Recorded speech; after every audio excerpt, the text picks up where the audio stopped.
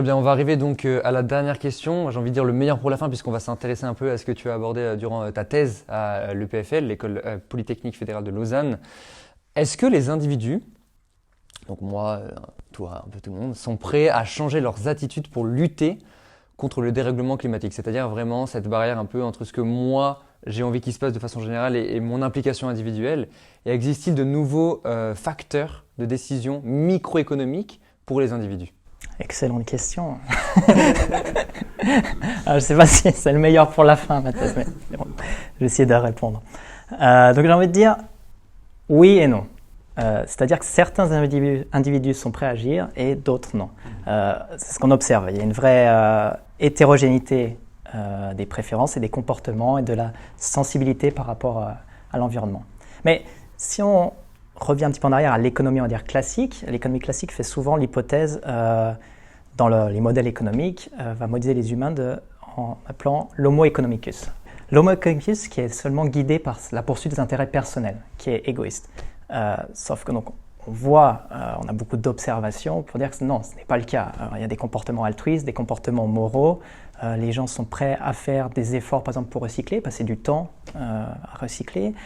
Sont prêts à payer plus cher pour avoir de l'électricité verte ou des produits plus renouvelables, manger bio, etc. Donc il y a vraiment, les gens sont prêts à faire des efforts pour l'environnement, mais pas tous. Voilà, il y a vraiment cette hétérogénéité. Une autre force qui gouverne nos comportements, c'est les comportements d'imitation. C'est-à-dire qu'on va souvent être influencé par notre réseau, par exemple quelqu'un de célèbre avec qui l'on apprécie, et on va reproduire ces comportements. C'est-à-dire que si de plus en plus de gens agissent en faveur de l'environnement, il peut y avoir un cercle vertueux qui se crée et donc arriver à une situation plus favorable, plus soutenable.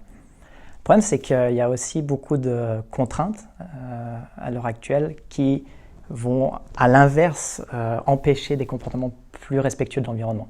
Et la première, c'est la contrainte financière.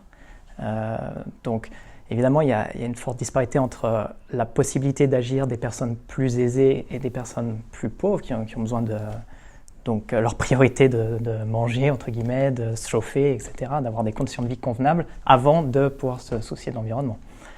Surtout que, par exemple, s'isoler, acheter des panneaux photovoltaïques ou une voiture électrique coûte certaines sommes qui n'ont pas forcément. Une autre barrière aux comportements pro-environnementaux, c'est la misperception, le manque de connaissance de la population par rapport aux questions environnementales. Et même dans des pays comme la Suisse, très éduqués, il y a une vraie méconnaissance en fait, des problématiques environnementales, de notre impact sur l'environnement et aussi de quelles sont les actions que l'on peut faire pour faire une vraie différence. Et donc, il va falloir dans le futur qu'il y ait plus d'éducation à ces questions. Et on voit déjà que ça porte ses fruits parce qu'on voit avec la jeune génération qui est très sensibilisée aux questions environnementales et qui se mobilise donc avec, par exemple, votre chaîne ou donc les marches pour le climat et qui tente d'influencer les décisions politiques et ça marche. Bon, moi, je ne suis pas très vieux, mais j'ai 30 ans. Mais je me rappelle quand j'étais au lycée ou même au début de mon bachelor, les questions environnementales, on n'en parlait quasiment jamais dans les médias ou dans les cursus scolaires. Et maintenant, c'est vraiment une des priorités.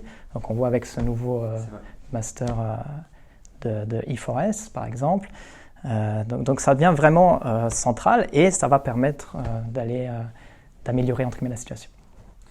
Et un dernier souci, une grosse barrière, je dirais, par rapport au changement climatique, pour agir en faveur de l'environnement pour le changement climatique, c'est que le changement climatique, la majorité des impacts, ou en tout cas les impacts les plus catastrophiques, sont dans le futur, ou sont pas, on va dire, pour nous en Europe, vont d'abord toucher des pays d'ailleurs en voie de développement, et donc peut-être dans 10, 15 ans, 20 ans, pour avoir des conséquences plus importantes, et ça sera de pire en pire.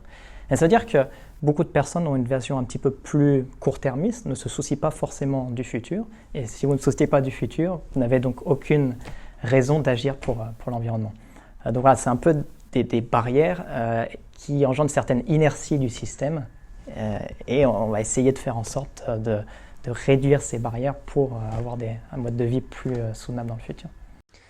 Ça veut dire que c'est peut-être un peu utopique, je dirais, de penser que on va résoudre tous ces problèmes de dérèglement climatique si on s'appuie seulement sur la volonté de chaque individu à vouloir changer personnellement. Il faut plutôt passer par d'autres processus, par exemple essayer de faire changer les politiques ou les entreprises, les politiques d'entreprise, ce genre de choses.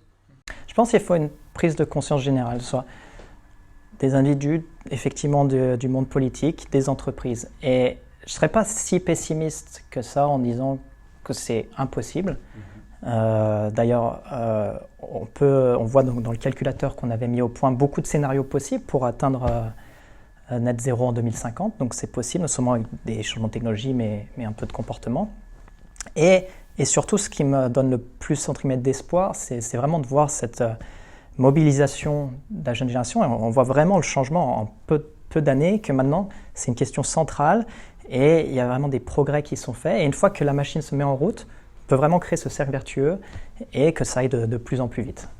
Notamment, par exemple, parce que si on commence à avoir de plus en plus de technologies vertes, le coût va être réduit et on pourra aller vers une adoption plus généralisée. Si les gens commencent à avoir une alimentation peut-être plus végétarienne, s'habituer à cette alimentation et se rendre compte qu'il y a beaucoup de diversité de choix de plats. J'étais à Tibits à midi, donc c'est pour ça que je parle de beaucoup de diversité de nourriture. Et là, c'est pas si mal, on n'a pas forcément besoin de viande, etc. Pas besoin forcément de voyager à l'autre bout du monde. On peut en Suisse avoir des endroits magnifiques, etc. Donc voilà, c'est des changements et qui peuvent arriver vite. On l'a vu pendant la pandémie Covid, voilà, on n'avait pas le choix. C'était forcé pour le coup, mais dans ce sens, on s'est peut-être habitué à ça. On verra, je ne suis pas sûr que ces nouveaux modes de vie vont durer, c'est difficile à dire, mais ça va être intéressant, je pense, de voir ce qui va se passer dans le futur. Très bien, c'est assez encourageant en tout cas de voir que ça a un peu évolué depuis l'époque où toi tu étais, l'époque sans t'insulter bien sûr, mais où tu étais à l'école, etc., que les mentalités ont changé. C'est assez motivant et c'est aussi d'ailleurs pour ça, sans nous jeter des fleurs, qu'on a lancé cette chaîne. Très bonne initiative. Merci beaucoup. Un dernier mot pour celles et ceux qui nous écoutent. Est-ce que tu aurais une recommandation à faire, quelque chose de général? Je pense que le message que j'ai envie de faire passer, c'est d'être ouvert aux autres disciplines. Je pense qu'à l'heure actuelle, les économistes ont besoin d'avoir une sensibilité par rapport aux questions environnementales, de se sensibilité par rapport à l'écologie, à la science climatique, parce que c'est vraiment crucial dans les modèles économiques actuels de prendre en compte ces questions. Et à l'inverse, pour les non-économistes qui ont envie peut-être de faire changer les choses, d'aller plus rapidement, je pense que c'est aussi nécessaire de comprendre le système économique, de comprendre d'où ça vient, l'histoire, afin en fait finalement que les différentes disciplines, économie, écologie, sciences climatique, etc., peuvent mieux discuter ensemble et trouver des solutions communes. Donc cette pluridisciplinarité me semble essentielle. Alors j'ai quelques peut-être livres pour aider. Avec plaisir. Donc pour les économistes et les non-économistes, il y a un livre de Danny Roderick en anglais qui s'appelle Economic Rules, The Right and Wrong of the Decimal Science. Et justement qui explique aux non-économistes ce qu'est l'économie et aux économistes comment mieux communiquer par rapport à leur discipline qui est justement souvent critiquée, on va dire. Après, par rapport à la décroissance, je pense que une bonne source, c'est les écrits de Nicolas Georgescu-Roegen, qui est un des pionniers de la décroissance, donc qui a différents livres sur le sujet. Puis après, peut-être plus humoristique, on va dire, un petit livre de René Passet qui s'appelle Une économie de rêve, qui est un peu une satire du système capitaliste poussé à l'extrême. Très, très intéressant. Et dernièrement, mon livre personnellement préféré qui traite de protection de la nature, c'est un livre de Romain Gary qui s'appelle Les racines du ciel.